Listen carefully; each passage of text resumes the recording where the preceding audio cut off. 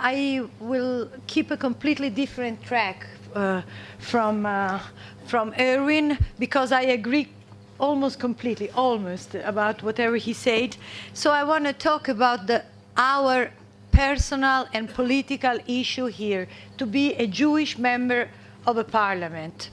First of all, I want to tell our friends Haver Knesset here if they can understand what it is not to be almost everybody Jewish in the same parliament. You know, this is something to be 1, 2, or 3 Jewish members of parliament. It's something very peculiar, very special. The day when Mr. Berlusconi and Mr. Fini, both of them, called me to ask me to be a member of the Italian parliament, they knew that they were calling a Jewish woman to be a member of the parliament. That was my first obligation, my first attitude and characteristic. And still it is, you know, and Hebrew speaking, yes. And still it is. And this gives to me particular duties and particular characteristics. And every day when I get up, I know that I must fulfill them. I know that this is what I'm called for to the Italian parliament, and this is what I try to do.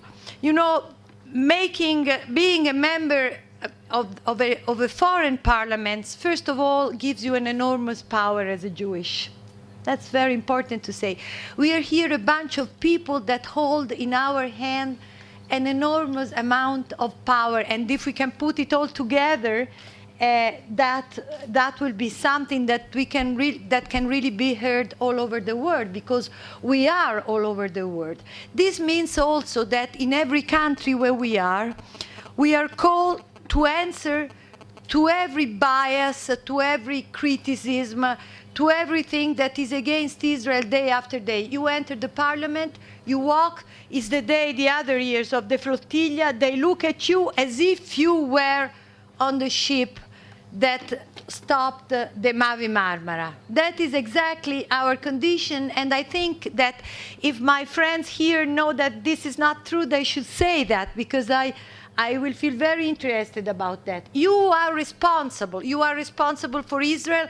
You are responsible for the Jewish people. So you must be ready day after day to answer all the questions, to fight against all the biases and the prejudices against Israel. This is the main task. I have been particularly lucky, because Italy, I think, is the friendlier state in Europe to the state of Israel, and therefore my task has been lighter than that of many other friends sitting over here, and we have also been able to do a lot of work that I also will try to be very quick to leave the time to everybody to speak about experiences, because experiences here are the most important thing. They will teach us how to work in the near future, which is so heavy of it's so heavy of things that we have to do. When we think about September, we think both about the unilateral declaration, and we think also about the Durban 3, and we feel very heavy on that. We know that we will have to face this, and we have to face it all together. But I want to tell you, basically, that being in our condition makes you responsible, but makes you also able to respond as a positive pole to all the people that are sick and tired of prejudices against Israel. There are many. There are very many. I'm sure that all of you in your parliaments can feel it. There are many people that come to me and tell me, enough with these prejudices, enough with thinking that the war in Gaza was something that went against human rights, against with thinking that Israel is an apartheid state, against with the boycott, enough with the boycott, enough with all of these kind of things that surround Israel like a black cloud, and there are many people that don't want to see that black cloud around anymore. And I feel that they are all with me. You know, during the war in Gaza, I think that this was the only state in Italy, but my colleague Ruben can tell you about that. We were all able to go out from the parliament with the Israeli flags in favor of the war in Gaza. And we were all together. When there was the Goldstone report, We all voted against it. When there was, and you know, it was a great emotion when there was Durban 2, that all the parliament was green for the lights, from the left to the right, all together. We work hard for that. Since the very first day of the 3 years that we are sitting in the parliament, we have worked 2 tracks. One is institutionalize as much as we can. Institutionalize means building institutions as they are. For instance, what Irwin mentioned, that was very important to institutionalize the inquiry of anti-Semitism in the Italian parliament. And in the meanwhile, in a parallel track, we all the time gave to the public our results. We called to the inquiry ministers, members of the communities, experts. We tried to find out what are the laws that can help us. For instance, we found a European, you can't call it a law, but it is a protocol, a European protocol that puts together all the police of all over Europe to fight anti-Semitism on the web. And we made it approved by the ministers that deal with the subject. Then you have an instrument. And then in the meanwhile, we invited plenty of people to share our discussion, to be with us.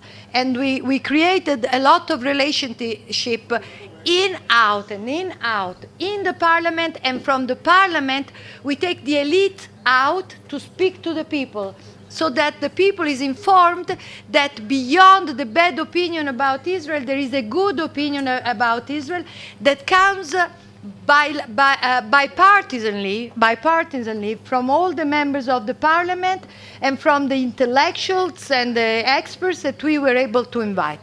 We have done it in many, and we have been following actually just the track that Irwin described now. About Iran, we have done so many auditions and so many interrogations and standing up in the parliament speaking about Iran. Plenty of times we've been doing that.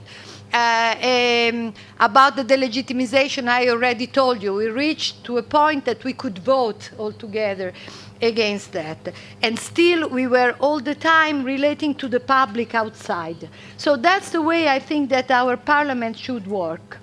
Prepare documents and actions connected to the parliamentary work inside and bring them outside all the time. This creates public opinion. I don't want to, I have a list of the many things we have been doing, and whoever will want it that can use it, I have it here, we can photocopy it. I want to finish just saying, and maybe then there will be an occasion to speak again. Yeah, thank you very much. This is the list of the last things we have been doing. I think I'm not the only one, I prepared the letter that could be shared by all the members of the parliament to ask each and every government to proclaim, to say strongly that they are in favor of the peace process in the sense of the connection and of an immediate restart of the, how do you say, colloquy? Colloquy? See, between the two parts. And that we are against the unilateral declaration. This is a letter that I will give to your attention. It can be changed. It can be even rewritten completely. But I thought that then we have something written that we can start with, because if all of us bring the same letter to our government, I'm from the lucky part as Irwin that and Gary, our governments already say that they are going to vote against. I think we are the only 3 in the world nowadays, right? So we are lucky. But I think that we have to fight a lot for that. And who has the luck of being today on the safe side must throw even more in the other direction. So this is what I want to suggest. Up to this point, I'm ready to answer any question, and I think that this is what the basic things I wanted to say now. Thank you very much indeed.